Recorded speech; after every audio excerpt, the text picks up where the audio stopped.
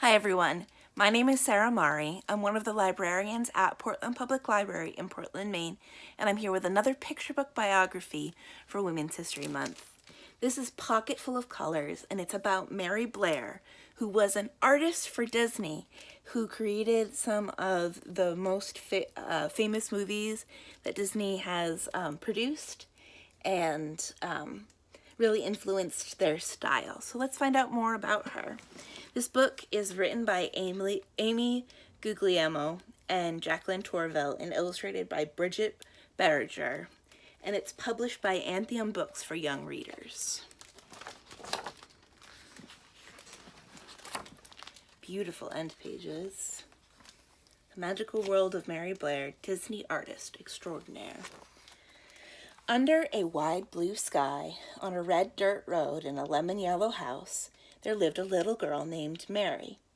Other children collected marbles or dolls, but Mary collected color, every shade and every hue.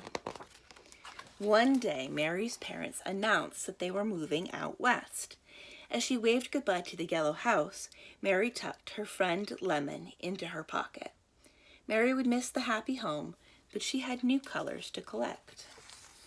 Driving across the sun-bleached desert, Mary spied russet, taupe, and sienna. When she arrived in California, she glimpsed the azure ocean and found groves of golden fruit dripping from viridian trees.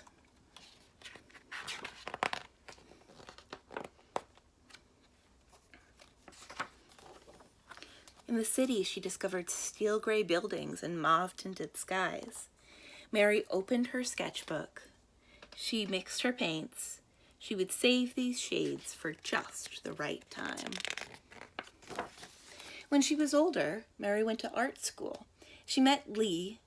He showed her rosy pink and blushing red, and she kept those colors in her heart. Together, Mary and Lee painted rainbows. But it was the Great Depression, and people were poor. No one was buying rainbows, except one place. Mary landed a job at Walt Disney Studios, one of the first women to ever be hired there. Finally, a place for her colors to run and dance as they pleased. But on her first day of work, the men in charge didn't want to talk about cerulean or celadone or cerise. They were only interested in black and white. Mary was told to follow the rules. She tried, but her colors were too vivid, too wild. When Mary turned in her work, her ideas were rejected. Twinkling emerald skies? The men turned them blue. Magenta horses that could fly? The men made them brown and put them in a stable. Peach giraffes with tangerine spots? Her bosses just shook her head. They didn't know what to make of her art. But Walt, the man who owned the company, did. He loved her colors so much, he asked Mary to join him on a trip to South America to meet some new ones. Mary delighted in the colors of Brazil, Argentina, and Peru. She worked hard to capture the vibrant scenery. When it was time to go home, Mary's bag burst with fuchsia, teal, aquamarine, indigo, lime green, and banana yellow. After Mary returned to Disney, her concept art for the studio's upcoming films grew even more adventurous as she drew upon the eye-popping shades she had observed in South America. Cinderella needed a teal pumpkin coat. The caterpillar in Alice in Wonderland could only be aquamarine, and the mermaids in Peter Pan simply had to be lime green. This time, some of Mary's ideas were accepted, but most of her art was still considered too modern, too abstract, and just not right. Mary's color encouraged her to leave the men with their black lines and strict rules, so she did. Mary quickly found new work designing advertisements, illustrating picture books for children, and creating sets for plays and television commercials. She enjoyed the freedom of these new jobs, but Mary missed Walt. Then, one day, out of the blue, her phone rang. It was Walt. Mary, I have a project for you. I need your wild and beautiful colors. His voice boomed. Walt explained his idea to build a magical ride that would teach people about cultures from across the world. The ride had to be full of colors, which meant there was only one person for the job. Mary, you know more about colors than I have ever heard of before. Mary smiled. Then she frowned as she remembered the rules and the lines, and the men in charge didn't understand her colors or her style of art. There was only one way to answer. Yes, said Mary, but her yes came with a condition. This time Mary wanted to be the one in charge. Walt welcomed her aboard. Mary's paints seemed to sparkle when she hung up the phone.